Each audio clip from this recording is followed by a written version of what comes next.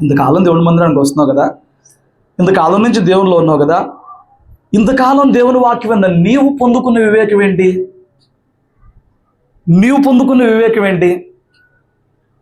ఏమండి, ఈ ఎరుకో పట్టణం అగ్నిచేత కాల్చబడిందే, మరి క్రీస్తు లేని వారు నరకాగ్నిలో కాల్చబడబోతున్నారు కదా. 120 ఏళ్ళు బతికినా, 150 ఏళ్ళు బతికినా, 969 మెతుషలాగా బతికినా చివరిగా దేవుడి ముందు తీర్పు కొరకు నిలబడాల్సిందే కదా. నీతి లేని నీవు, దేవుడు లేని నీవు ఆ రోజున ఆ అగ్నిలో కాల్చబడాలనే జ్ఞానం ఈ రోజు నీకుంది కదా. ఈ జ్ఞానం తెలిసిన నీవు, ఈ భయం తెలిసిన నీవు వివేకముతో చేస్తున్న క్రియలేంటి? నీ వివేకం ఇప్పుడేంటి చెప్పు. నీ వివేకం ఏంటి ఇక్కడ? ఎలా జీవించినా చావచ్చింది, కోటేశ్వరుడిగా బ్రతికినా చావచ్చింది, భేదవాడిగా బ్రతికినా చావచ్చింది. చావు తర్వాత దేవుణ్ణి నమ్మిన నీవు, ఆయన పెట్టిన ఆత్మ మట్టిలో మట్టి కలిసిపోయినాక, దేహం కలిసిపోయినాక ఆయన ముందు తీర్పు నిలబడాల్సింది. ఆ రోజు కొరకు ఈ రోజు నీ వివేకం ఏంటి? నా మాటలు నీకు అర్థమవుతున్నాయా? సృష్టి చెప్తుంది దేవుడు ఉన్నాడని, బట్ సత్యమైన దేవుడిని వెతుక్కోవాలి. సువార్త చెప్తుంది దేవుడు ఉన్నాడని, అద్భుతాలు చెప్తున్న దేవుడు ఉన్నాడని, సాక్ష్యాలు చెప్తున్న దేవుడు ఉన్నాడని ఇన్ని విన్న నీవు ఈ స్త్రీలాగా వివేకం కలిగి ఏ విషయంలో జాగ్రత్త పడుతున్నావు? ఇప్పుడు ఒక్కటే మొత్తం కుటుంబాన్ని రక్షించుకుంది. మళ్ళీ వేశ్య. మొదటి నుంచి దేవుని వెతికిన మనిషి కాదు, మొదటి నుంచి దేవుని కోసం తాపత్రయం పడిన మనిషి కాదు, ఏమీ కాదు. స్టిల్ తన కుటుంబం అంతటిని రక్షించుకుంది. ఈ రోజున ఈ వివేకం ఎరిగిన నీవు నీ కుటుంబీకుల కోసం ఎంత కన్నీరు కార్చాలి? నీ గృహంలో రక్షణ లేని వారి కోసం దేవరాత్రులు ఎంత చేతులు ఎత్తాలి? నీ కుటుంబంలో రక్షణ లేని వారు ఇంకా వారి రక్షణ పొందుకోని కారణం చేత వారి పక్షంగా నువ్వు ఎంత చేతులు ఎత్తాలి? ఈరోజు నీ వాక్యం వింటున్న నీవు రాబోతున్న ఆ తీర్పు తప్పించుకోవడానికి నీ క్రియల విషయంలో ఎంత వివేకం కలిగి దేవుని చిత్తానుసారంగా మార్చుకోవాలి? ఏముంటుంది మనలో వివేకం? మనలో ఉన్న వివేకం ఏంటి అసలు? మరి స్తోత్రం చెప్పు. హల్లెలూయా. దీన్ని దాటి ముందుకెళ్ళి ప్రయత్నించద్దు, జాగ్రత్తగా. ఈ రాత్రి నువ్వు తెలుసుకోవాల్సిన వివేకమైన విషయం ఏంటంటే, బైబిల్ చెప్తున్న మాట ప్రకారంగా ఇందులో రాయబడిన ఏ మాటలో అబద్ధం లేదు, సున్నైనా పుల్లైనా గతించిపోయేది కాదు. కాబట్టి బైబిల్ చెప్తున్న సత్యం ఏంటంటే, ప్రతి మోకాలు ఆయన ఎదుట వంగాల్సిందే, ప్రతి నాలుగు ఆయన స్తుతించాల్సిందే. ఇక్కడే స్తుతిస్తే నీకు మేలు, అక్కడికి వెళ్ళినా స్తుతించే అవకాశం నీకు లేదు. ఇక్కడ స్తుతించిన వాడు అక్కడ నరకాగ్నిలో ఏడుపు పెడబోపులే తప్ప అక్కడ ప్రభుతో పాటు స్తుతించే భాగ్యం దక్కదు. హల్లెలూయా. నీ వివేకం ఏమన్నా ఉంటే ఈ జీవించి 60 సంవత్సరాల కొరకే కాక ఏ రోజుకైనా నీ చావు తర్వాత రాబోతున్న ఆ జీవితం కొరకు వివేకం కలిగిన సిద్ధపాటు ఏమన్నా, ఆ భవిష్యత్తు కొరకు చేయగలిగిన క్రియలు ఏమన్నా, రక్షణ లేకపోతే రక్షణలోనికి, రక్షణ ఉంటే పరిశుద్ధ సంపూర్ణమైన జీవితంలోనికి తాపత్రయపడుతూ నీ క్రియలను మార్చుకో. అదే వివేకం. హల్లెలూయా. అయ్యా, నువ్వు చెప్పిందంతా నాలో ఉంది, నేను దేవుణ్ణి నమ్ముకున్నాను, నేను రాబోయే జీవితం గురించి సిద్ధపాటు కలిగి ఇదిగో బాప్తిసం పొందుకుని ఇప్పటికీ 2 ఏళ్ళు అయిపోయింది, 2 ఏళ్ళు అయిపోయింది, నాకు చాలా పాపం మీద వైరాగ్యం కలిగి నేను దేవుళ్ళలో ఉంటున్నాను అంటావా? స్టిల్ కొంత వివేకం కలిగి ఉండాలి. ఇంకా వివేకం ఏంటా? ఉంది వివేకం. ఇంకా వివేకం ఏంటి చెప్పనా? దేవుణ్ణి కలిగి ఉన్న మనం దేవుడే సర్వస్వం అనుకోకుండా కొన్నిసార్లు మన హృదయాన్ని వేరే వాటి మీద అధికముగా పెట్టుకుని మళ్ళీ ఒక రోజున బాధపడే పరిస్థితి వస్తుంది. ఏంటి పరిస్థితి? మీకు రిఫరెన్స్లు కాకుండా స్టోరీగా చెప్తా చూడండి. యోసేపు దగ్గరికి అన్నలందరూ వెళ్ళారు. అన్నయ్యలందరూ యోసేపు దగ్గరికి వెళ్ళారు. అన్నయ్యలందరూ యోసేపు దగ్గరికి వెళ్ళినప్పుడు బెన్యామీనుని తీసుకురాలా. అప్పుడు అన్నాడు, మీరేంటి మీరు 10 మంది అన్నదమ్ములా, నేను అట్నమ్మని నేను అట్నమ్మని అంటే వాళ్ళు ఏం చెప్పుకొచ్చారు స్టోరీ? 12 మంది, ఒకడు చచ్చిపోయాడు, ఒకడు నాన్న దగ్గర ఉన్నాడు. నాన్న దగ్గర ఉన్నాడని చెప్పినప్పుడు రెండోసారి తీసుకొచ్చినప్పుడు వాడి సంచిలోనే గిన్నె వేసి వాడే దొంగతనం చేసిన క్రియేట్ చేసి వాడిని పట్టుకుంటా అన్నప్పుడు యూదా వచ్చి చెప్తాడు, అయ్యా మా తండ్రి ప్రాణం వీడితో ముడిపడిపోయి ఉంది. ఏమైపోయిందంట? మా తండ్రి ప్రాణం వీడితో ముడిపడిపోయింది. చూడండి, నువ్వు దేవుడిని నమ్ముకున్నావు కదా, కుటుంబము అందరికీ ఇచ్చాడు దేవుడు, బాధ్యతగా ఉండు, ప్రాణంగా ఉండు మాక. ప్రేమించు, ప్రాణం పెట్టుకోమాక. ఎందుకనంటే ఈ రోజున దేవుని కన్నా అధికం ఎవరు కూడా కాదు. చిన్నప్పుడు పిల్లలు ముద్దుగా ఉంటారు, నీ ప్రేమంతా పొందుకుంటారు. కానీ మన లోకంలో కూడా సామెత ఉంది, అడ్డాలు నాటి బిడ్డలే కానీ బిడ్డలు కాదు. ఎంతోమంది గుండె ఆ ఎదిగిన బిడ్డల మూలంగా పగిలిపోతుంది. నమ్ము, దేవుడిని ఎరిగి ఉన్నావు కదా, నీ ప్రాణం దేవుని మీద పెట్టుకో. బిడ్డలను పెంచాలి బాధ్యత, ప్రేమించాలి బాధ్యత. మాదిరి కలిగిన వాడొక తండ్రిగా కుటుంబం నడిపించే వ్యక్తిగా వాడిని మార్చాల్సిన బాధ్యతే. ప్రాణం అంతా పెట్టుకోమాక. పెట్టుకున్నావంటే ఓ రోజున గుండె పట్టుచ్చేద్ది. ఈ రోజులు అలాగ లేవు. అంటే నేను కింద ఉన్న వాళ్ళని ఎంకరేజ్ చేయట్లా, రోజులు అలాగ లేవు. నువ్వు ఎంత మంచిగా పెంచినా, ఎంత బాధ్యతాయుతంగా పెంచినా, ఇప్పుడు బుక్స్కి 10,000, స్కూల్కి 25,000, 50,000 లెక్కలేదు, వీటికైతే లెక్కలేదు. నువ్వు ఎన్ని దారిపోసినా దేవుడు నీకు ఇచ్చాడు. దేవుడు నీకు ఇచ్చాడు కాబట్టి దేవుడికి లెక్క చెప్పుకోవాలి. కాబట్టి నీ ఎంత శక్తి ఉందో అంత శక్తి కూడబెట్టి వాళ్ళని పెంచాలి. బాధ్యతే. తిరిగి ఆశించేలా కాదు, ప్రాణం పెట్టుకునేలా కాదు.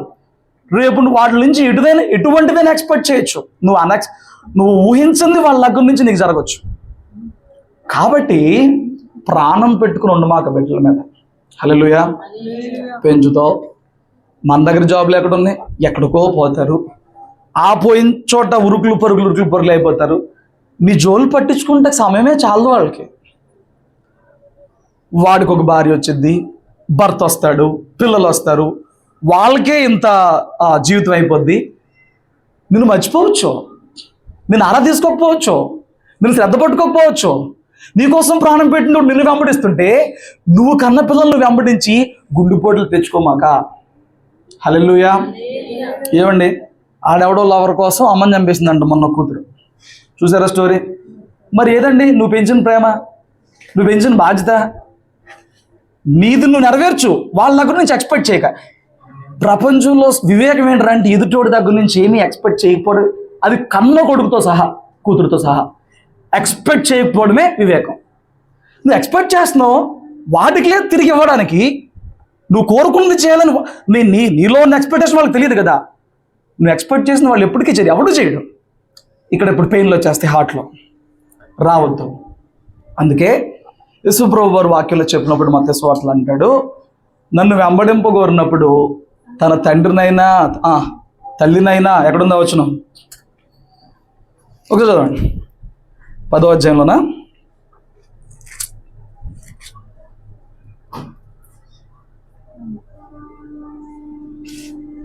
10వ అధ్యాయము 34 నుంచి కింద చదవండి.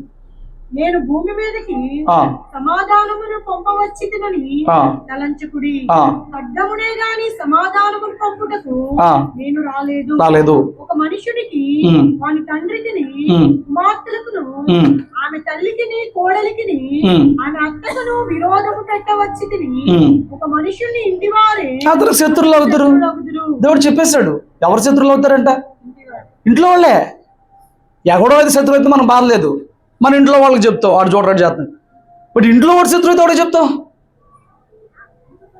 ఇక్కడ చెప్పాడండి, ఇంట్లో వాళ్ళు శత్రువులు అవుతారు. ఎవడో ఇంకా చూడు, తండ్రినైనను తల్లినైనను నాకంటే ఎక్కువగా ప్రేమించువాడు నాకు పాత్రుడు కాడు. కుమారుడినైనను కుమార్తెనైనను నాకంటే ఎక్కువగా ప్రేమించువాడు నాకు పాత్రుడు కాడు. ఏం చెప్పేశాడు? నా దగ్గరకు వచ్చినాక నాకన్నా ఎక్కువ తిందని నించావంటే నీకు హార్ట్ అటాక్ వచ్చేది. ఎందుకనంటే అది ఆన్సర్ అది కాదు. ఎందుకనంటే దేవుడే సర్వస్వము. ఈ 60 ఏళ్ళ జీవితం తర్వాత దేవుడితో ఉంటానని చెప్పి నువ్వు ఎరిగినప్పుడు ఈ లోకంలో ఉన్న ప్రేమల మీద, అనురాగాల మీద అధికముగా ఆధారపడడం అవివేకం. దేవుడు చూపించినంత ప్రేమ ఎవరు చూపించలేరు. దేవుడితో ఉన్నంత అనుబంధం మరి ఎక్కడ, ఏ అనుబంధంలో నా సంతోషం కలగదు. అలాంటప్పుడు నువ్వు ఏ రిలేషన్నో ఎక్కువ చేసుకుని, అనవసరంగా ఎక్కువ పెట్టుకుని, యాకోబుకి అందరికంటే ఎవరంటే ఎక్కువ ఇష్టం అంట? నీకు ఎవడంటే ఇష్టం వాడి మూలంగానే పెయిన్ వచ్చింది. చూసుకో, పక్కా. నీ బిడ్డలలో ఎవరిని ఎక్కువ ప్రేమిస్తున్నావో, ఎవరి మీద ఒక్క పైసా ఎక్కువ పెట్టుకున్నావో, ప్రేమ, ఆశ ఎక్కువ పెట్టుకున్నావు, ఇష్టం ఎక్కువ పెట్టుకున్నావు, నా పోలికే, నా బుద్ధులే, ఆడిచ్చే స్ట్రోక్ మామూలుగా ఉండదు నీకు. చూసుకో, దావీదుకి ఎవరంటే ఇష్టం? అబ్షాలోము. నా ప్రాణం పోయినా బాగుండేది అంటాడు, ఆడేం ప్రాణం తెస్తాకు వస్తాడు. అబ్షాలోము అంటే ప్రాణం అంట. నేను ప్రాణమే ప్రాణం ఇచ్చాను పరిగెత్తుకుంటూ వచ్చాడు, మళ్ళీ అప్పుడు అడుగులు పట్టాడు. బైబిల్లో చూసుకుని ఎవరి మీద ప్రాణం పెట్టుకుంటే ఆడే హార్ట్ స్ట్రోక్ ఎత్తాడు. అందుకే అంటున్నాడు, అవన్నీ వద్దు, వాళ్ళే శత్రువులు అవుతారు. ఎవరు శత్రువులు అవుతారు? ఎవరి మీద ఎక్కువ ప్రాణం పెట్టుకున్నావు వాళ్ళే శత్రువులు అవుతారు. హల్లెలూయా.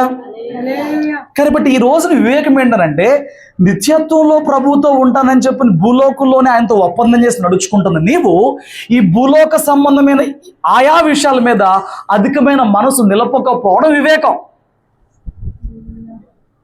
అధికమైన మనసు నిలుపుకుంటున్నావు, అది నిలుపకపోవడం వివేకం. బాధ్యత ఉంది, బాధ్యత చేయి, బట్ రిటర్న్ ఎక్స్పెక్ట్ చేయమాక. నువ్వు పెట్టుకున్న ఎక్స్పెక్టేషన్ రేపు పొద్దున్న దెబ్బేసేస్తాయి. హల్లెలూయా. నిజం చెప్తున్నాను. ఈ రోజున ఎక్కడున్నాయండి అనుబంధాలు, ప్రేమలు? ఈ పొద్దున్న న్యూస్ వచ్చింది, ఈ 6 మాసాలు అయ్యేలోపు 554 మంది భర్తలను చంపేశారంట భార్యలు. పొద్దున్న వచ్చింది న్యూస్ స్టేటస్లో. ఒక పాస్టర్ గారు పెట్టారు, రోడ్రిక్స్ గారు అని ఇక్కడ ఉంటారు, ఆయన పెట్టారు. నేను లైక్ పెట్టా, సెండ్ చేయమని ఉండాల్సింది, చూపిస్తా తర్వాత. లేవు భర్త అని చెప్పని తీసుకుని అందుకుని దేవుడు అని అవన్నీ ఎప్పుడో పోయినాయి. దేవుడి ద్వారా పంపించేస్తున్నారు తప్ప లేవు. బిడ్డలకి లేవు, బిడ్డలకి తల్లిదండ్రుల మీద లేవు. దేవునిలో ఉన్న బంధం తప్ప స్వచ్ఛమైంది, యథార్థమైంది మరొకటి లేదు. ఆయన యందు భయము పవిత్రమైందంట. దానికన్నా ఏ రిలేషన్లో కూడా అటువంటి స్వచ్ఛతను ఎక్స్పెక్ట్ చేయలేం. స్వార్థం ఉంటుంది, వారికి ఒక జీవితం ఉంటుంది, ఎలాంటి వాడు నిన్ను మోసం చేసేయచ్చు. కాబట్టి ఆవిడ పేరండి రాహాబుకి వచ్చిన వివేకం ఏంటంటే, ఏం చేసినా కాలిపోయేదేగా, ఏం చేసినా పోయే దేశమేగా, నన్ను నా కుటుంబాన్ని కాపాడుకుంటానని వివేకంగా ఆలోచించినట్లు ఈ రోజున నీకున్న జీవితంలో నీకున్న ఆయా విషయాల్లో వివేకం కలిగి ఉండు. ఎందుకంటే ఇవన్నీ విడిచిపెట్టి నువ్వు వీటి కోసం కాంప్రమైజ్ అయిపోయి, వీటి కోసం తల వంచేసేసి, వీటి కోసం దేవుళ్ళలో దూరం అయిపోతున్నట్లయితే కనుక రేపొద్దున నీ లెక్క నువ్వు చెప్పుకోవాలి. నువ్వు ఏ రిలేషన్ కోసమో దేవుడిని పోగొట్టుకుంటున్నావు, నువ్వు ఏ రిలేషన్ కోసమో దేవుడి కంటే ఎక్కువ వాళ్ళని మనసు పెట్టుకున్నావు. ఇక్కడ ఒకటి దెబ్బతో రేపొద్దున అక్కడ చెప్పుకోవాలి. ఇవన్నీ వదిలేసే, నువ్వు ఒంటరిగా వచ్చు, ఒంటరికి మళ్ళీ లెక్క చెప్పుకోవాలి. నువ్వు వచ్చినాక ఇవన్నీ, నువ్వు పెరిగినాక ఎరిగినాక అన్నీ, ఈయన పెద్దనా, ఆయన బాబా, ఈయన పిన్నేవుడు, నువ్వు ఎరిగినాక పెరిగినాక నీ దగ్గరే ఉన్నావు, ఉంటే వాళ్ళ దగ్గరే ఉన్నావు, ఉంటే రిలేషన్, లేకపోతే ముందుకెళ్ళవు. ఈ భాగ్యపు రిలేషన్స్ కోసం ఆయన విషయంలో అజ్ఞానంగా మారమాక, అవివేకంగా మారమాక. ఏమండి, ఈ కాలపు యవనస్తుల్లో ఉన్న పెద్ద అవివేకం ఏంట్రా అంటే, ఒకప్పుడు లేని ఇప్పుడు బాగా ప్రభావం చూపిస్తున్న సినిమాల మూలంగా 13-12 ఏళ్ళకే లవ్వు. దాని అర్థం ఏంటి కూడా తెలియదు. ప్రేమ అంటే దేవుడు అండి, దేవుడు అంటే ప్రేమ అండి, అంతే. దేవుడు ప్రేమా స్వరూపే ఉన్నాడు. ప్రేమ అంటే ఇవ్వడం. ఏమి ఇచ్చాడు? ప్రాణం ఇచ్చాడు. బట్ అసలు ఈ పిచ్చి సినిమాలు ఇప్పుడు మరి, ఒకప్పుడు లవ్ అంటే జాబ్ చేసేవాడు, ఒక 25-30 ఏళ్ళ కుర్రోడ్ని చూపించి లవ్ అనేవాడు. 10th క్లాస్ లవ్ అంటే 10th క్లాస్, ఇంటర్మీడియట్ లవ్ అంటే intermediate, 8th class 9th class, అంత దారుణంగా తయారయ్యారు. 8th క్లాస్ పిల్లోడు వెళ్ళి 12th క్లాస్ అమ్మాయిని పాడు చేసి అంటే ఆవిడ ఇష్టంతోనే కడుపు చేస్తాడంట. ఎలా? ఈ సోషల్ మీడియాలో కానీ, ఈ టీవీల్లోనే కానీ, ఈ సామాజిక మాధ్యమాల వల్ల జరుగుతున్న ఆ ప్రభావం బిడ్డల మీద ఎలాగుంటుందనంటే, అది ఏంటో తెలియదు, అదేంటో చూడాలని తపన, అది తగిన వయసు కాదని తెలియదు, బట్ అవివేకం వాళ్ళలో అలాగుంటుంది. చూడండి, కానీ మన బిడ్డల విషయంలో మనం అధికంగా ప్రార్థన చేసుకోవాలి. ఎందుకంటే మనం పరిశుద్ధత గురించి ఎక్కువ మాట్లాడతాంగా, మనం దేవుడి గురించి ఎక్కువ మాట్లాడతాంగా, రేపొద్దున ఇది మన కుటుంబంతో పాటు దేవుని నామానికి కూడా అవమానం కలిగే స్థాయికి వెళ్ళిపోతూ ఉంటుంది. లోకంలో ప్రేమ అనేది ఎక్కడ లేదండి. ఒకడు నిన్ను ప్రేమిస్తున్నాను అని చెప్తున్నాడనంటే ఖచ్చితంగా వాడి ఇంటెన్షన్ ఏదో, నీ డబ్బు నచ్చింది, నీ అందం నచ్చింది, నీ చదువు నచ్చింది, నీ రూపాయి నచ్చింది, ఏదో ఒకటి ఉంది. ఏమీ లేదు లవ్. ఏది ఏమీ లేకుండా లవ్ ఏంటి? ఒక ఏజ్కి వచ్చినాక అట్రాక్షన్ ఖచ్చితంగా ఉంటుంది, ఎలాంటి వాడిగానే ఉంటుంది. ఒక ఏజ్కి వచ్చినాక బాడీలో జరిగే హార్మోన్స్ చేంజెస్ వల్ల ఫీమేల్ చూసినప్పుడు మేల్కి, మేల్ చూసినప్పుడు అట్రాక్షన్ ఉంటుంది. ఫైన్, అట్రాక్షన్ ఉండొచ్చు. దాన్ని అట్రాక్షన్ లవ్ అనుకుని భ్రమపడి ముందుకెళ్ళిపోతే చదువులు పాడైపోతాయి, ఫ్యూచర్లు పాడైపోతాయి. ఏదో పిచ్చి సరే. ఇప్పుడు ఎలా మారిపోయింది కాలం, లవ్ చేసినప్పుడు పోనీ ఇంట్లో చెప్పి ధైర్యంగా చేసుకుంటలేదు, వాడిని చేసుకుంటున్నారు, వాడిని చంపేస్తున్నారు, వీడిని కూడా జైలు పెట్టేస్తున్నారు. వివేకం ఏంటి? ఒకప్పుడు నాకు ఎవరిని చూస్తే అజ్ఞానం అనిపించేది అంటే అవివేకం. నిండా 20 ఏళ్ళు కూడా ఉండవు, మేజర్లు అయిపోయాం, పెళ్లి చేసేసుకుంటాం అని చెప్పని పోలీస్ స్టేషన్లో కూర్చుంటారు కొంతమంది. వాళ్ళని చూస్తే అవివేకం అనిపించింది. 20 ఏళ్ళు లేని ఈయన్ని ఆ అమ్మాయి ఎట్లా నమ్మింది? ఇంట్లో చీపురు పట్టుకుని పోవడం కూడా రాని ఈ తల్లిని ఈడు ఎట్లా నమ్ముకున్నాడు? వీళ్ళిద్దరు ఏళ్ళు కాపురం పెట్టిన ఎట్లా బతికేస్తారు? ఆడెక్కడి నుంచి తెస్తాడు, ఈ తల్లి ఎక్కడి నుంచి పనులు చేస్తుంది? ఏది బుర్ర ఉందా అమ్మా?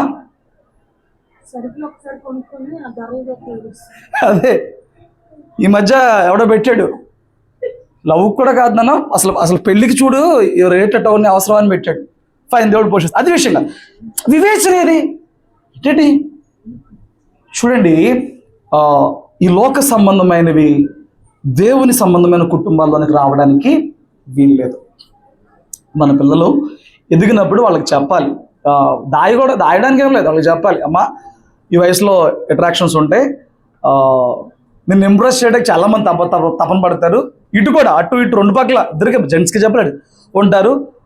బట్ కాలేజీలో దొరికేది నిజమైన లవ్ ఏం కాదు, నీకు మేము పెళ్లి చేయడానికి సమర్థులు, సమయం వచ్చినప్పుడు చూద్దాం చేద్దాం, అనవసరమైన పెట్టుకో, మాకు చదువుకో ఫస్ట్, అయిపోయింది. అమ్మా అదే అది మేమే చదువుకోండి ఫస్ట్, మనం చెప్పగలగాలి వాళ్ళకి. అప్పుడు వాళ్ళకి క్లారిటీ వచ్చేద్ది, మీ ఎన్ని యాక్షన్ వేసినా మా ఇంట్లో ఒప్పుకోరు, మా వాళ్ళు నా గురించి ఒక ఐడియా కలిగి ఉన్నారు, ఇవన్నీ అనవసరం, నేను వచ్చిన పని ఇది ఉంటే బాగుండు, అర్థమైంది. హల్లెలూయా. తొందరపడిపోయి ఏం కాదు నేను ఒప్పించుకుంటాను, నేను చేసుకుంటాను, నేను కొంతమంది పాపం చాలా పద్ధతి కలిగిన ఏంట్రా పద్ధతి అంటే ఇంట్లో వాళ్ళు ఒప్పించేసుకుంటాను. జాగ్రత్త, నువ్వు నేనేదో చేద్దాం అక్కడ చివరికి వచ్చినా నీ పప్పులు ఉడకవు, అప్పుడేమైద్ది? మళ్ళీ ఇక్కడ హార్ట్ బ్రేకే. ఎందుకు అంత అవసరం? ఇప్పుడు ఇస్సాకు వయసు వచ్చింది, ఇస్సాకు వెళ్ళి అడిగాడు, నాన్న నాకు పెళ్లి చేయని. అబ్రహాం ఏం చేశాడు? లియాజుని పిలిచి, నా కొడుకు పెళ్ళిడు వచ్చింది, నువ్వు వెళ్ళి నా జనులలో స్వజనులలో కుమార్తెను పట్టురా, ఇలాంటి అమ్మాయిని పట్టురా, ఇది ప్రమాణం చేసి అని చెప్పని బంగారం ఇచ్చి ప్రమాణం చేయించుకుని పంపించాడు. తండ్రికి ఒక బాధ్యత ఉంది కదా, నువ్వు చదివించిన బాధ్యత ఉంటుంది, సమయం వచ్చింది. వాళ్ళకి మనం ముందే చెప్పాలి, నువ్వు చదువుకుంటాకి వెళ్తావు, చదువుకో చాలు. హల్లెలూయా. వివేకం ఏంటనంటే అదంతే అట్రాక్షను, అంతే, ఏమి ఉండదు. అనవసరమైన ఎక్స్పెక్టేషన్స్ పెట్టుకుని దూకిన తర్వాత విపరీతమైన విరక్తి కూడా వచ్చేస్తుంది. ఎందుకంటే టూ మచ్. ఇప్పుడు ఇంప్రెస్ చేస్తూ ఉంటాం కదా, లైఫ్ అంతా ఇట్లాగే ఉంటుందా అన్నట్లుగా భ్రమ వచ్చి ఇట్లా మంచిగా చూసుకుంటా అంటే మంచిగా ఏం చూసుకోడు, అవన్నీ వాళ్ళ నాన్న డబ్బులు తెస్తున్నాడు, చాక్లెట్లు ఎత్తున్నాడు, తిప్పుతున్నాడు, అన్నీ వాళ్ళ నాన్న డబ్బులు. ఇప్పుడు వాడుగా మొదలెట్టినాక ఆడల్లా అవ్వదు. లైఫ్ అంతా ఇలాగే చూసుకుంటాడు, చూసుకోడు. అవివేకము, జాగ్రత్త. అవివేకము మన బిడ్డల్లోకి రాకుండా వాళ్ళ తలంపులకు దేవుడి సమాధానం కావలి ఉండేలాగా వారిని బాల్యము నుంచే సృష్టికర్తను స్మరణకు తెస్తూ ప్రార్థనలో పెడుతూ నువ్వు వారి కోసం అధికంగా ప్రార్థన చెప్పు. లేకపోతే ఇదిగో కొన్ని జీవితాలు ఉన్నాయి, బైబిల్లో కూడా ఉన్నాయి. యాకోబు ఆవిడని ప్రేమించాడు, సంసోను ఆవిడని ప్రేమించాడు, అన్ని ఫెయిల్యూర్సే. సక్సెస్ స్టోరీస్ అక్కడ బైబిల్లో లేవు, లవ్ స్టోరీస్. హల్లెలూయా. కాబట్టి దయచేసి వాటిని ఎంకరేజ్ చేయొద్దు, వాళ్ళకు క్లారిటీ ఇవ్వండి. క్లారిటీ కలిగి ఉండటమే వివేకం. ఆమేన్. ఇర్మియా గ్రంథం 17వ అధ్యాయము 10-11 వచ్చిన చదివి. ఒకటి ప్రవర్తనను బట్టి వాని క్రియల ఫలము చొప్పున ప్రతీకారము చేయుటకు యెహోవాను నేను హృదయమును పరిశోధించువాడను, అంతరంద్రియములను పరిశీలించువాడను. చదువమ్మా. న్యాయ విరోధముగా ఆస్తి సంపాదించుకునేవాడు తాను పెట్టని గుడ్లను పొదుపు కౌజు పిట్టవలేనున్నాడు. తగు ప్రాయములో వాడు దానిని విడవవలసి వచ్చును, అట్టి వాడు కడపటి వాడిని విడుచుచు అవివేకిగా కనబడును. ఆగండి. ఈ వచనం ఏంటో అనుకో, మాకు ఈ వచనం మెయిన్ వచనం ఏంటంటే, ఇక్కడ మన ట్రాన్స్లేషన్లో మనకు అనుకూలమైన పెట్టగా కౌజు పెట్టిన వాడారులే, కానీ అక్కడ ఒక పిట్ట వాళ్ళ ప్రాంతంలో వాళ్ళ దేశంలో పిట్ట. ఇది ఏం చేసేదంటే వెళ్ళి పక్కన పెట్టుకున్న దాని గుడ్లు తెచ్చి ఇది పెట్టుకుని పొదిగేదంట. పక్కన పక్షి పెట్టుకున్న గుడ్లు తెచ్చుకుని ఇది పెట్టుకుంది. విచిత్రం ఏంటంటే అది పొదిగినాక పెద్ద అయినాక ఎదిగినాక పిల్లకి అర్థమైపోతుంది నా తల్లి కాదని,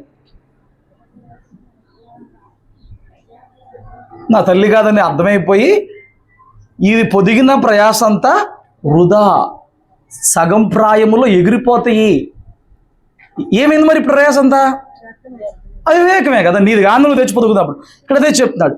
చాలామంది క్రైస్తవులకి దేవుడా డబ్బు అని అంటే 51 డబ్బు 49 దేవుడు, ఒకటి ఎవరికి ఎక్కువ వెళ్ళింది? ఇప్పుడు ఎంత చెల్లినా ₹1 ఎక్కడికి ఎక్కువ దేవుడు డబ్బు.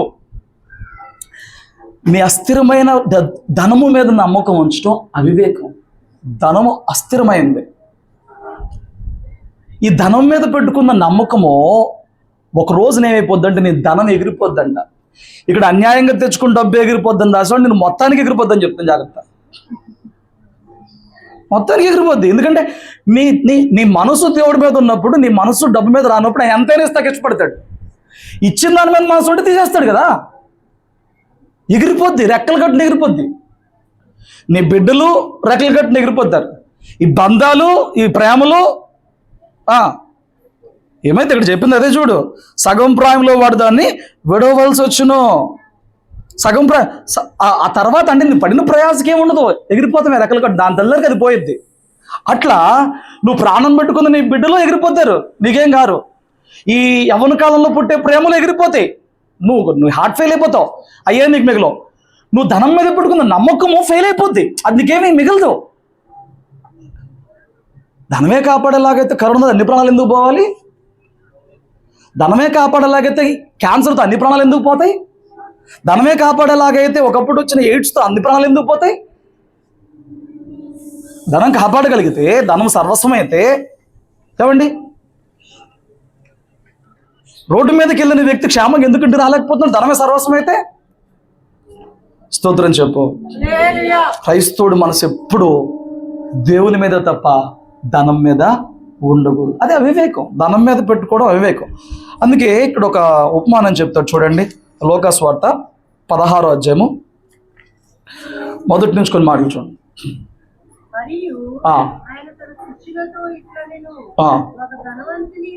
ఒక ధనవంతుని యొద్ద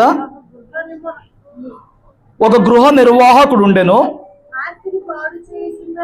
వాడు అతని ఆస్తిని పాడు చేస్తున్నాడని. చూడండి, ఒక వానరు ఉన్నాడు, వానరు దగ్గర గుమస్తా ఉన్నాడు. గుమస్తా అంటే నమ్మకంగా ఉండాలి, కానీ వీడు నమ్మకస్తుడు కాదు. వీడు ఏం చేస్తాడంటే నొక్కేస్తాడంట డబ్బులు. అది ఎవరికి తెలిసింది? వానరుకు తెలిసింది. 2వ వచనం, పిలిపించి ఈ మాట ఏంటి? నీ గృహ నిర్వాహకత్వపు లెక్క అప్పగించుము, ఉండవల్ల కాదని వానితో చెప్పాను. ఆ గృహ నిర్వాహకుడు తనలో తాను, నా యజమానుడు ఈ గృహ నిర్వాహకత్వ పనిలో నుండి నన్ను తీసివేయను కనుక నేనేం చేతును? త్రవ్వలేను, భిక్షమెత్త సిగ్గుపడుచున్నాను. నన్ను ఈ గృహ నిర్వాహకత్వ పని నుండి తొలగించినప్పుడు వారు తను తమ ఇండ్లలోనికి చేర్చుకున్నట్లు ఏమి చేయవలనో నాకు తెలియను అనుకుని, మీరు ఆగండి, నేను వెళ్తున్నానే కదా ఫ్లో, మీరు ఆగండి. తన యజమానుని రుణస్థులలో ఒక్కొక్కరిని పిలిపించి, నువ్వు నా యజమానికి ఎంత వచ్చి ఉన్నావు అని మొదటివని అడిగాను. వాడు 100 మణుగులు నూనె అని చెప్పగా, నువ్వు చీటి తీసుకొని త్వరపడి కూర్చోండి 50 మణుగులను రాసుకో. తర్వాత వాడు నువ్వు ఎంత వచ్చి ఉన్నావని మరొకరిని అడగగా, వాడు 100 తూములు గోధుమలు చెప్పినప్పుడు వాడితో నువ్వు చీటి తీసుకుని 80 తూములు రాసుకో. అన్యాయస్తుడు నా గృహ నిర్వాహకుడు యుక్తిగా, యుక్తి అంటే వివేకం, అన్యాయస్తుడైన ఆ గృహ నిర్వాహకుడు యుక్తిగా నడుచుకుందని వాని యజమానుడు వాడిని మెచ్చుకొనెను. చేసిన తప్పే, కానీ ఏముందంట? వివేకం. యుక్తి అంటే వివేకం, యుక్తి ఉందంట. ఇప్పుడు ఏం చేస్తున్నాడు? మెచ్చుకుంటున్నాడు. మెచ్చుకుని అక్కడ వరకు అది స్టోరీ. వాళ్ళ వానరు వీడు అన్యాయస్తుడే కానీ బాగా వివేకం ఉందిరా, యుక్తిగా చేశాడు పని అని చెప్పి మెచ్చుకున్నాడు. మెచ్చుకోరు, దేవుడు చెప్పిన స్టోరీ. కానీ తర్వాత మటుడు ఏం చెప్తున్నాడు? వెలుగు సంబంధుల కంటే ఈ లోక సంబంధులు తమ తరమును బట్టి చూడగా యుక్తిపరులై ఉన్నారు. నీకు అర్థమైందన్నమాట? హలో, ఈ వచనం అర్థమైందా? వెలుగు సంబంధులు అంటే ఎవరు? మనమే. లోక సంబంధులు అంటే ఎవరు? ఎరగని వారు. ఇప్పుడు ఏం చెప్తున్నాడు ఇక్కడ? వెలుగు సంబంధుల కంటే కూడా లోక సంబంధులు, శరీర సంబంధులు ఎవరున్నారో మనకంటే వాళ్ళు యుక్తిగా ఉన్నారంట. అది కంప్లైంట్. ఇప్పుడు ఎందుకని? నీకు అర్థమైందా? హలో, అర్థమైందా మ్యాటర్? ఏంటంట? వాళ్ళు వాళ్ళ నమ్మకం ధనమే కాబట్టి వాళ్ళ భవిష్యత్తు బాగుండట కొరకు ధనం విషయంలో ఎంత వివేకముగా ప్రవర్తించాలో వాళ్ళకి తెలుస్తుంది. మన ధనము పరలోకంలో ఉంటుందని మనం ఎదిగి పరలోకమందు కూర్చుకోవాల్సిన ధనం విషయమే వివేకంగా ప్రవర్తించడం మనకు తెలియట్లా. అర్థమైందా? వీడికి ఏం తెలిసింది? జాబ్ ఉండదు, తీసిపడేస్తాడు, పని చేయలేను, కూర్చుని చేసే పని ఇప్పుడు కష్టపడి పని చేయాలంటే అవ్వదు కదా. కూర్చుని లెక్కలు రాసేవాడు వెళ్ళి పొలుగు పార పట్టుకోమంటే అవదు.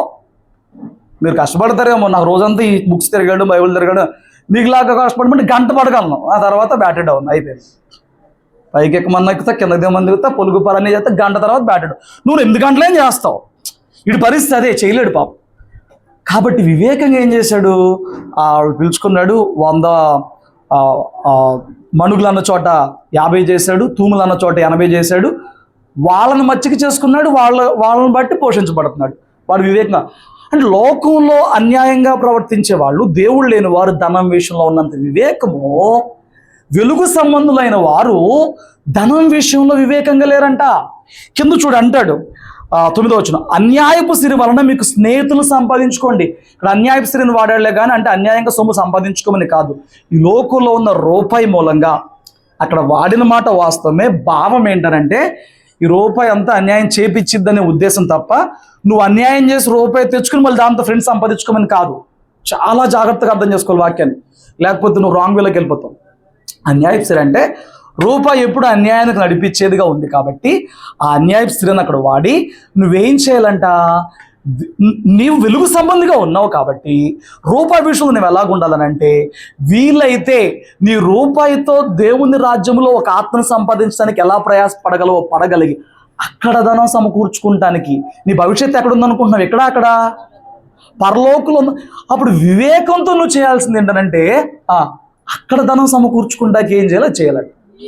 కానీ ఇక్కడ విచారం ఏం చెప్పాడు దేవుడు? ఈ లోక సంబంధులు కొన్ని వివేచన, పరలోక సంబంధులు, వెలుగు సంబంధులకు లేదు. అంటే ఏంటి? మన మనస్సు ఈ లోక ధనం మీద ఉంది, అక్కడ ధనం మీద లేదు. మాట అర్థమైందా? ఇంత తాపత్రయపడుతున్నాను నేను, లేకపోతే అర్థమైపోతే వాళ్ళకి ఈ లోకం మీద మనసు ఉండొచ్చు, దీని మీద ఉండొచ్చు. వాళ్ళకి తెలియదు దేవుడే ఇస్తాడు, దేవుడు చూసుకుంటాడు, క్రీస్తు చేస్తున్న మహిమ ప్రతి అవసరం తీర్చబడిద్ది, భక్తికి జీవానికి కావాల్సిన ప్రతిదీ దేవుడు సమకూర్చేస్తున్నాడు. ఇవన్నీ వాళ్ళకి తెలియదు కాబట్టి వాళ్ళు చింతపడతారు, గాబరా పడతారు, కూర్చుకుంటారు, ఎందులోనో అంటారు, స్టాక్స్ అంటారు, ఎవరు చేస్తారు, ఏదో గాబరా పడతారు. మన పరిస్థితి ఏంటి? మనకి ఇవన్నీ ఉన్నాయి కదా. నీతిని రాజ్యాన్ని వెతుకు, ఏమీ తక్కువ చేయను, క్రీస్తు చేస్తున్న మహిమలో ప్రతి అవసరం తీర్చబడను, నీ భక్తికి జీవానికి కావాల్సిన సమస్తము క్రీస్తునందుకు అనుగ్రహించబడుతుంది. ఇన్ని ఉన్న మనకి ఇంకా దాని విషయంలో చింత ఏంటి? భయం ఏంటి? నువ్వు పెట్టుకుంటే మనసు ఈ రెక్కలు కట్టుకున్న పక్షి ఎట్లాగైతే ఎగిరిపోతుందో, నీ ధనము నువ్వు మనసు పెట్టిన తర్వాత ఎగిరిపోద్దంట. స్తోత్రం చెప్పు. బాగా ప్రార్థన చేస్తున్నావు, 10 లక్షల అప్పులో ఉంది, నువ్వు 10 లక్షల లాభంలోకి వచ్చావు. నీ ప్రార్థన మెచ్చిన దేవుడు నీకు ఆత్మ సంబంధమైన తలాంతి ఇచ్చాడు. సంథింగ్ కరువు వస్తుందంట అని చెప్పని ఇప్పుడు న్యూస్ చెప్పాం. నాకేంటి నా దేవుడు ఉన్నాడు అంటావా? నాకేంటి 10 లక్షలు ఉన్నాయంటావా? ఈ సంవత్సరం కరువు ఉంటుంది, వచ్చే సంవత్సరం కరువు ఉంటుంది, కన్ఫర్మ్ ఇది. ఇప్పుడు ఏంటి నీ ధీమా ఏంటి? ఆయన చూసుకుంటాడా? ఒకప్పుడు అంటే దేవుడు తెలియక అప్పులు చేసి 10 లక్షలు ఇదిలో ఉన్నా, ఇప్పుడు లాభంలో ఉన్నా, నాకేంటి? ఎన్ని సంవత్సరాలు, ఎంతవరకు, నీ నమ్మిక ఎందులో? 10 లక్షలు ఎగిరిపోవడం పెద్ద విషయమా? ఒక క్లిక్తో లేపేస్తున్నారు, ఒక క్లిక్ చేస్తే లేపేస్తున్నారు డబ్బులు. నువ్వు దానికి 10 సంవత్సరాలు కష్టపడ్డావేమో 10 లక్షల కోసం. నువ్వు వచ్చిన ఒక ఆ లింక్ని ఇలా క్లిక్ చేస్తే ఎగిరిపోతున్నాయి. అప్పుడు ఏది నీ ధనం? దేవుడు ఇహమందు నిన్ను సంపాదించుకుని నిత్యత్వంలో నిన్ను ఆయన నిలుపుకుంటాడనే వివేచన నీకు వచ్చిన తర్వాత ప్రాణం వీటి మీద పెట్టుకోవద్దు. వేటి మీద పెట్టుకోవద్దు ప్రాణాన్ని? ధనం మీద. మీరు చూసారా, అక్కడ ఐగుప్తులో ఫరో దగ్గరకు వచ్చి అంటారు, మా ద్రవ్యమంతా ఇచ్చేసాం, మా జంతువులన్నీ ఇచ్చేసాం, ఇంకేం మిగిలింది? మా దేహాలు, మా పశువులే. పశువులు కూడా దోచేసుకున్నాడు. ఏది మరి ధనం? చదివారా? అప్పుడు చెప్పినప్పుడు చెప్పే, మళ్ళీ ఇప్పుడు అన్నీ చెప్పాలని కష్టం కదా. ధనం అయిపోయిందంట, ధనం అంతా ఖర్చు పెట్టేశారు కరువులో, ధనం లేదు. సర్లే ఏం చేశారు? పశువులన్నీ ఇచ్చారంట. ఇప్పుడు అంటారు పొలాలు మా దేహాలు తప్పేమో. పొలాలు కూడా రాసేయండి, ఏవరా ఏం పొలాలు, 5వ వంతు బతికినంతకాలం రాజు కడతామని రాసేయండి. ద్రవ్యం వాళ్ళకు పోషించలేకపోయింది. ఇప్పుడు భూమి మీద పంటలు పండక, భూమి మీద ఆహారమే దొరక్క కరువు వచ్చినప్పుడు ఆ కట్టలు తింటే కడుపు నిండిద్దా? తొలకరి వాన కడవరి వాన కురిపించి ప్రపంచంలోని ప్రతి ఒక్కరిని పోషించే దేవుని యందు విశ్వాసం ఉంచకుండా ఈ అస్థిరమైన ధనం ఉంది నమ్మి ఉంచితే ఎట్లాగ మనం? వివేకం ఏంటంటే నీ ప్రాణం దేవుని మీద పెట్టుకోవాలి. తర్వాత కొంతమందికి నా వాళ్ళు, నా అక్క, నా బంధువులు, మా కులం, మా వాళ్ళు ఏంటి వాళ్ళు? అమ్మా పిచ్చ ప్రాణం పెట్టుకుంటారు ఇలాంటి విషయాల్లో. ఎలాంటి విషయాల్లో? మా వాళ్ళు, ఎవరు మీ వాళ్ళు? ఏంటి?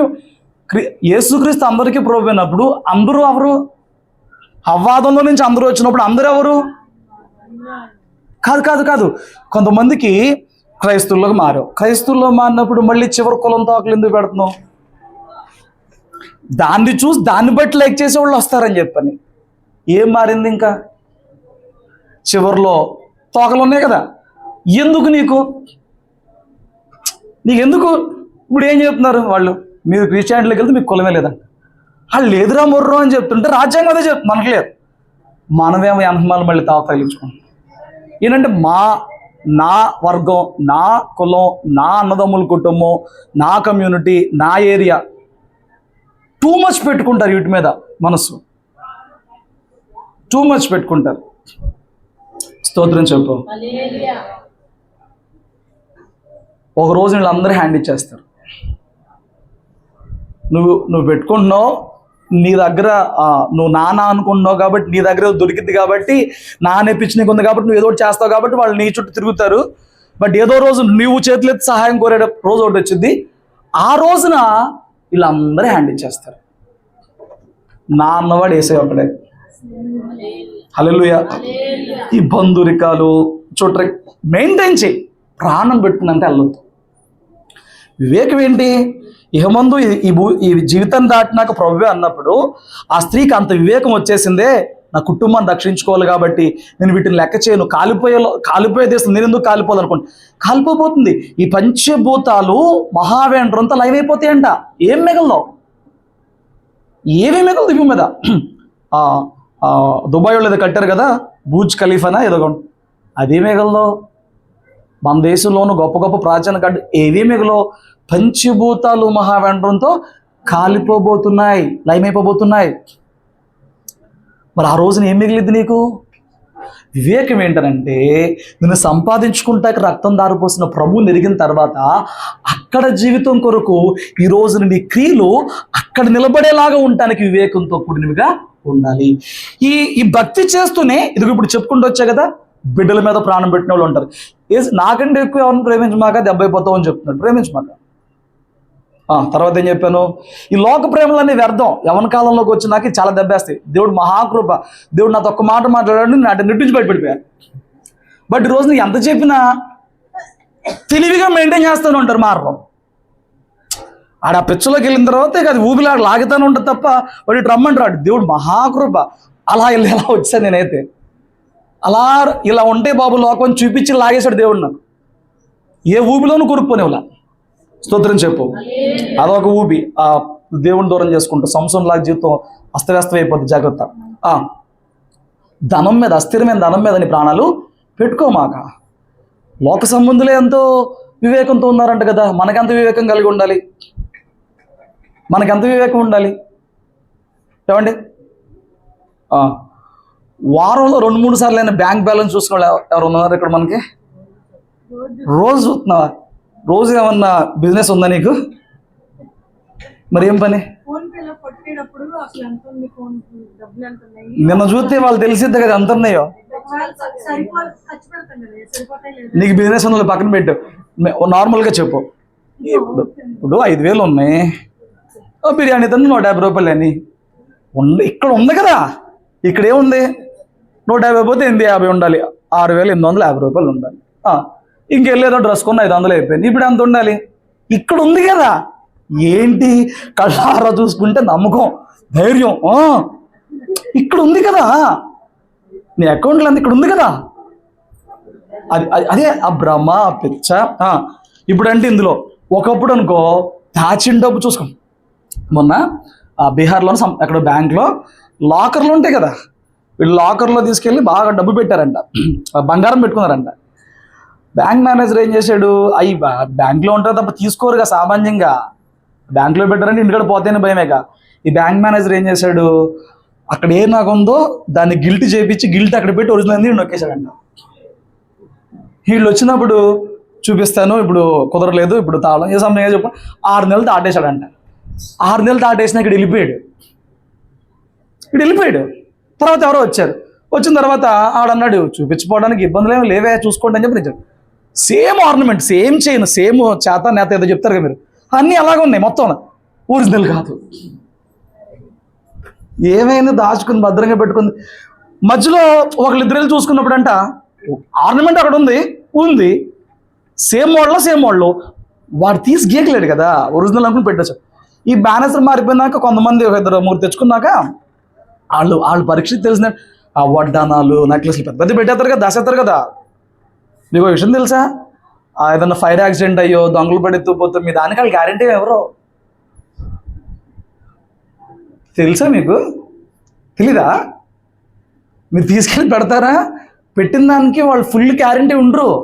నువ్వు 2 లక్షలైనా పెట్టుకో, వాళ్ళు దాని అంతటి గ్యారంటీ ఉండరు. వాళ్ళ తప్పిదంతో జరిగిన నష్టానికి అందులోని ఇంత పర్సంటేజ్ వరకు రిటర్న్ ఇస్తారు. నేను ఇన్ని పెట్టాను అంటే మొత్తానికి ఎవరు మీరు చదవాలి, ఫామ్ ఫిల్ చేసినప్పుడు చదువుకోవాలి. నువ్వు అక్కడ సేఫ్టీ అనుకున్నావు, ఎక్కడ సేఫ్టీ ఏం లేదు అమ్మా. కొంతమంది నాకు తెలిసి ఉంటున్నారు అనమాట. ఒకసారి బ్యాంక్కి వెళ్ళి రావాలి. ఏమమ్మా అంటే చూసుకున్నా. ఏం చూసుకోవద్దావు? మన జీవం ఆయనతో పాటు పరలోకం భద్రపరచబడిపోయిందంట. మన పౌరసత్వం పరలోకం ఉందంట. చచ్చిన మనల్ని సింహాసనం మీద కూర్చొని పెట్టాడంట. ఏం చూడడానికి ఆశపడాలి అప్పుడు? అవుతారండి ఏం అమ్మా కదా, అక్కడ కూర్చోబెట్టాడంట. ఏ చూడ్డానికి ఆశపడాలి? అది ఎలా ఉంటుందో చూడు. అదే మాకు ఎంత లేటుగానే వెళ్తాం దానికి పట్ల. ఈ ఉన్నాయన్నీ చూసుకుంటా. ప్రాణము వాటి మీద పెట్టుకోమాక. నీకు బలం ఉందని నీ బలం మీద నమ్మకం పెట్టుకోమాక. ఏమండి, చాలామంది ఇక్కడ ఎవరిని టార్గెట్ చేసేటప్పుడు చాలామంది ఇప్పుడు ఈ కరోనా తర్వాత హెల్త్ కాన్షియస్నెస్ బాగా వచ్చేసింది. ఏంటి కాన్షియస్నెస్? జిమ్ములు చేయాలి అని. ఫైన్, వాక్యం చెప్తుంది శరీర సంబంధమైన సాధకు కొంత మట్టుకే ప్రయోజనం, కొంతే. మొన్న ఒక వీడియో చూసా, ఆ జిమ్లో లేడీస్ వెళ్ళి బట్టలే ఎట్టి చేపిస్తున్నారు. ఏ బట్టలో? ఇంట్లో బట్టలు కనుక ఇలాగ సేమ్ అదే ఎక్సర్సైజ్ చేపిస్తున్నారు. ఆ భాగ్యానికి 6 డబ్బులు కట్టి అక్కడ చేయకపోతే ఇంట్లోనే ఒళ్ళొంచి ఆ వాషింగ్ మెషిన్ కట్టేసి అదనేమంటారు ఆ మిక్సీ గ్రైండర్లు కట్టిపడేసి ఆ పని ఏదో ఇంట్లో శుభ్రంగా చేతి అయిపోయాయి కదా. అన్నీ ఒకటి ఉండవు అక్కడ. స్తోత్రం చెప్పు. 40 దాటినాక ఎంత రోడైనా బలం క్షీణించిపోతూ ఉంటుంది. ఎముకల్లో ఓపిక, కంట్రోల్లో ఓపిక, పర్సంటేజ్ వైజ్గా 30+ దాటినాకే బాడీలో బోన్స్లోని కాల్షియం అంతా డ్రాప్ అయిపోతూ ఉంటుంది. ఉమెన్ అయినా మెన్ అయినా 30 దాటావంటే కాల్షియం ఆటోమేటిక్గా డ్రాప్ అయిపోతూ ఉంటుంది. బ్రెయిన్ సెల్స్ 21 దాకా పెరిగిన సెల్స్ 30 దాటిన కాడి నుంచి చచ్చిపోతూ ఉంటాయి. ఎన్నో సెల్స్ మన బ్రెయిన్లోని సెల్స్ చచ్చిపోతూ ఉంటాయి. మన బాడీలో ఉన్న కండరం సంవత్సరానికి ఇంత శాతం అని చెప్పని అది లాస్ అయిపోతా, ఎంత లాస్ అయిపోతూ ఉంటుంది. ప్రార్థనలో ఉన్న నీవు భక్తిలో ఎక్సర్సైజ్ చేస్తావా? భక్తికి ఎక్సర్సైజ్ చేస్తావా? బతుకున్నప్పుడు ఈ ప్రాణం అంతా బిడ్డల మీద, డబ్బు మీద, వాళ్ళ మీద పెట్టుకోకుండా కాస్త మోకాళ్ళకి పని చెప్పి చేతులు ఎత్తే పరిచయలు కాస్త నేర్చుకో. బతుకున్నప్పుడు అయ్యా, బతుకున్న నువ్వే, చచ్చిన నువ్వే, నా కోసం ప్రాణం పెట్టినోడు నువ్వు, నీకన్నా నన్ను ప్రేమించోడు ఎవడలేడని చెప్పని నువ్వు బ్రతుకున్నప్పుడు, బలమున్నప్పుడు, ఓపికన్నప్పుడే చేయాల్సిన పని ఏంటనంటే మోకాళ్ళ మీద కూర్చో. ఇక్కడ ఎవరన్నా గంట కూర్చుంటారా మోకాళ్ళ మీద? అరగంట కూర్చుంటారా? పని అరగంట కూర్చుంటారా? చూద్దాం, ఒక రోజు కూర్చోబెడతానైతే. మా టీచర్ గుర్తుపెట్టుకోండి. అప్పుడు నువ్వు మోకాళ్ళు వేసి చేతులెత్తే పరిచర్య చేయాలి. వాడు అన్యాయపు డబ్బుతో స్నేహితుని సంపాదించుకున్నట్లుగా నీ ప్రార్థనా బలముతో నీ వారిని, నీ లోకంలో ఉన్న ఆత్మను ఎందుకంటే వీళ్ళు అక్కడ కలుసుకుంటావు. పౌలేం చెప్తాడు, నేను మంచి పోరాటం పోరాడాను, పరుకర్మ, నా కిరీటం మీరే అని చెప్పాడు వాళ్ళకి. ఆయన కిరీటం ఎవరంట? ఆయన సంపాదించుకున్న ఆ సంఘాలతో నా కిరీటం మీద. నువ్వు సంపాదించుకున్నావు అనుకో ప్రార్థన చేసి, ఇప్పుడు నీ ధనము, నీ కిరీటం ఎవరవుతారు? సంపాదించుకోండి. నువ్వు దాని కొరకు వివేకం కలిగితే ఆ తల్లిని తిప్పలు పడిన తన వారిని కాపాడుకుంటాకి. అయ్యా, మిమ్మల్ని ఇంత ఉపకారం చేశాను, నాకు నా కుటుంబానికి ఉపకారం చేయండి, నా తల్లి. నీకు ఈ రోజున వివేకం అర్థమయ్యి భూలోకం అంతా ముండలు అయిపోయింది. అప్పుడు కనీసం 900 ఏళ్ళన్నా బతికారు. మొన్నటి దాకా 100 ఏళ్ళన్నా బతికారు. ఏం లేదు ఇప్పుడు, పిప్పే అంతా మొత్తం. ఏమండి, కాదు ఈ కెమికల్స్తో వచ్చే ఫుడ్ ఎంత మెయింటైన్ చేద్దాం చూసినా మొత్తం ఏం లేదు, మొత్తం పిప్పే. ఆ బలం, అభివృద్ధులు ఏం లేవు. 30 దాటిన కాడి నుంచి 35 కొట్టిన కాడి నుంచి ఏదో ఒక ట్యాబ్లెట్ పడాల్సిందే, ఏదో ఒక టెస్టులు చేయించుకుంటూ ఉండాల్సిందే. క్షణ గండం అన్నట్టుగా తిప్పలు పడతారు. ఎంత నీ బతుకు? ఆ ఉన్న కొద్ది ఓపికలో ఆ దుర్దినములు రాకమునుపు నువ్వు చేతులెత్తి కొందరు సంపాదించుకోవడం ప్రయత్నం చేయి. నీకున్న రూపాయిని అడ్డగోలుగా నీ బిడ్డలకి అడిగిన దానికి, ఉన్నదానికి, కాందానికి వాళ్ళని బలాదురుగా నువ్వు మార్చకుండా, వాళ్ళని ఒక పొగరుపోతులుగా నాకేంటనే స్థితికి మార్చకుండా, కాస్త నీ ఇరుగు పొరుగు వారికి ఆ రూపాయి దానం చేసి ఒక వస్త్రం ఇచ్చి వాళ్ళని మంచి చేసుకుంటే నీ పిల్లలు ఎగిరిపోయిన రోజున వాళ్ళన్నా చూస్తారు. వాళ్ళకు పుట్టింది కృతజ్ఞత. నా మనిషి కాని నా మనిషి నాకు పెట్టిందే. మనోడికి పుట్టదు, ఎవరి కోసం పెడతాడు? నాకు ఇంకింతే, అక్కకంతా. ఎంత తిని చేసి ఇంత చేసేసుకోవడం, మళ్ళీ నాకింతే, అక్కకింతే, తమ్ముడికింతే, ఇట్టగా ఇది చివరికి ఈ వాదనలే మిగులుతాయి. లేవా? ఉండవా? ఉండవా? ఏముంటాయి చివరికి? నువ్వు వివేచన ఏమన్నా ఉంటే దేవునిలో నిన్ను నువ్వు ఖర్చు పెట్టుకోవడం, నీ రూపాయి ఖర్చు పెట్టుకోవడం, నీ వీధిలో, నీ ఇరుగు పొరుగులో పేద వాళ్ళు ఎవరన్నా ఉంటే, లేని వారు ఎవరన్నా ఉంటే ఒక రూపాయి వాళ్ళకి పడేసి ఏదైనా ఒక ముద్దు పెట్టి ఒక వస్త్రం ఇచ్చి అలా కాస్త వాళ్ళని చూస్తూ ఉంటే రేపొద్దు నువ్వు మంచంలో పడి ఉన్నా వాళ్ళని చూస్తారు, వాళ్ళు చూస్తారు, గ్యారంటీ. ఆ కృతజ్ఞత అడుగు పుట్టింది. దయ్యం లేసాడే లేగలేదు, ఈరోజు బయట రాలేదు. చాలా చోట్ల జరిగేది ఇదే. వీళ్ళంతా పోయి ఎక్కడో కూర్చుంటారు, ఆ ఇరుగు పొరుగు వాళ్ళని పట్టించుకుంటారు. హల్లెలూయా. నీ వివేకం ఏంటి?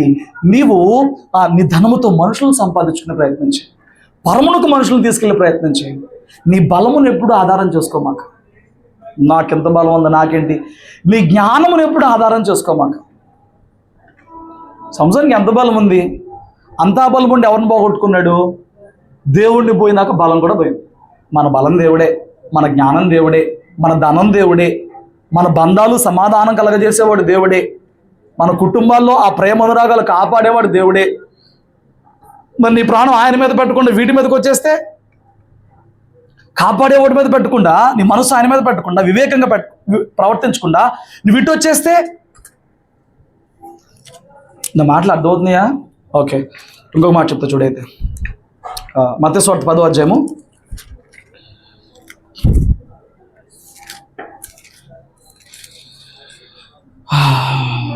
16వ వచనం. ఇదిగో తోడేళ్ల మధ్యకు గొర్రెలను పంపినట్టు నేను మిమ్మల్ని పంపుచున్నాను గనుక పాముల వలె వివేకులను, పాముల వలె వివేకము, పావురము వలె నిష్కపటము కావాలండి. మనకేం కావాలి?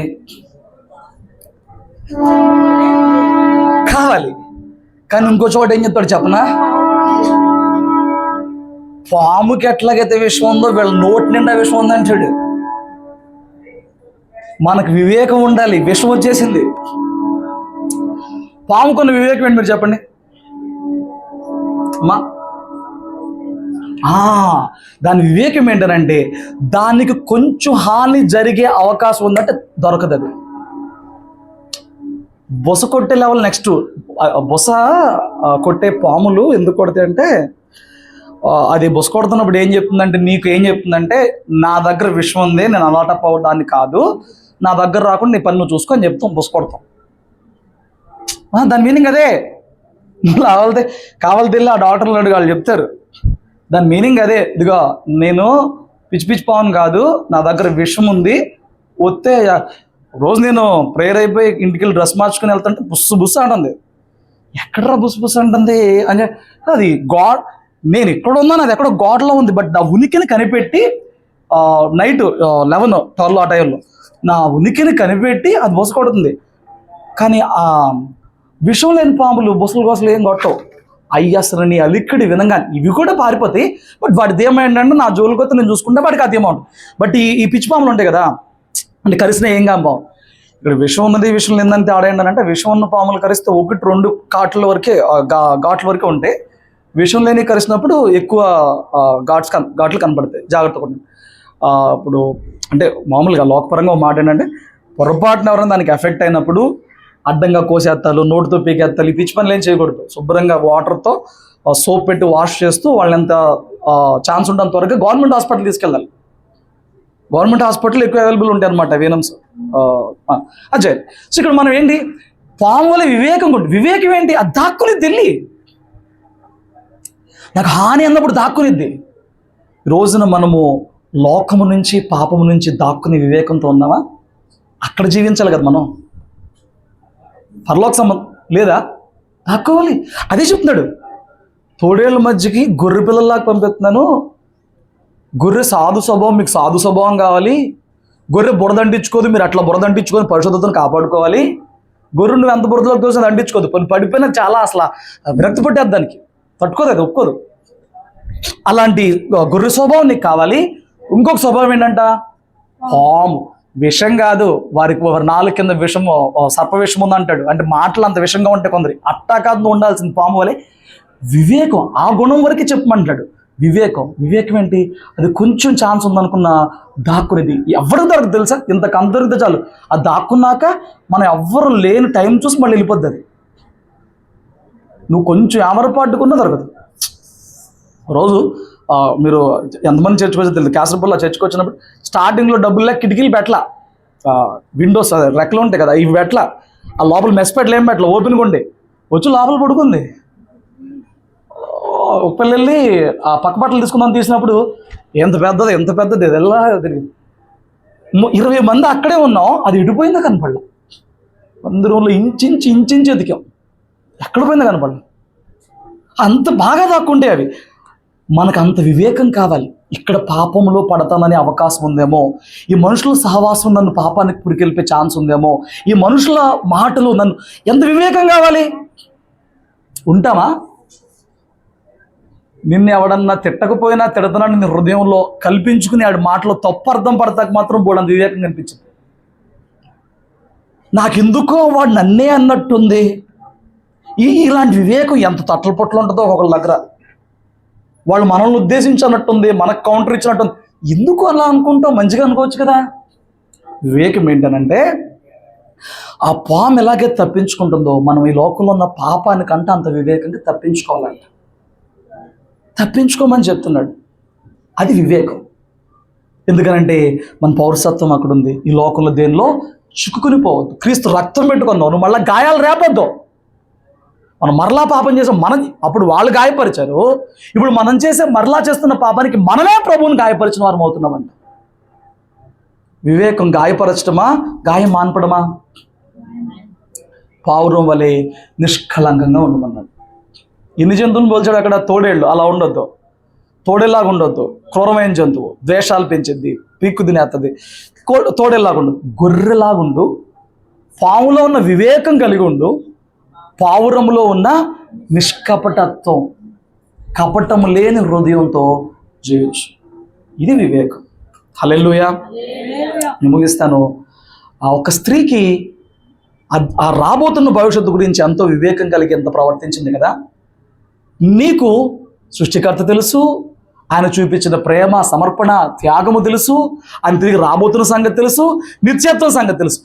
ఇప్పుడు ఆ ఇరుకో కాలిపోతుందన్న వాక్యానికే రాహాబు అంత వివేకంగా ప్రవర్తిస్తే, ఇంత సృష్టి క్రమం తెలిసిన నీకు, సువార్త మర్మం తెలిసిన నీవు ఇంకెంత వివేకంగా ప్రవర్తించాలి? ఇప్పుడు చెప్పిన వీటన్నిటి విషయాల్లో బంధువులు, స్నేహాలు, ప్రేమలు, బిడ్డలు, ధనము, పాపము, వివేకము కలిగి ప్రవర్తించి ఎరుకో నుంచి తన కుటుంబాన్ని ఎలాగైతే రాహాబు కాపాడుకుందో, రాబోతున్న నరకాగ్ని నుంచి నిన్ను, నీ వారిని కాపాడుకో. అదే వివేకం. అట్టి వివేకాన్ని, కృపను తన పరిశుద్ధాత్మ మూలంగా దేవుడు మన అందరిలో పుట్టించును గాక. ప్రార్థన చేసుకుందాం తల్ల వంచి.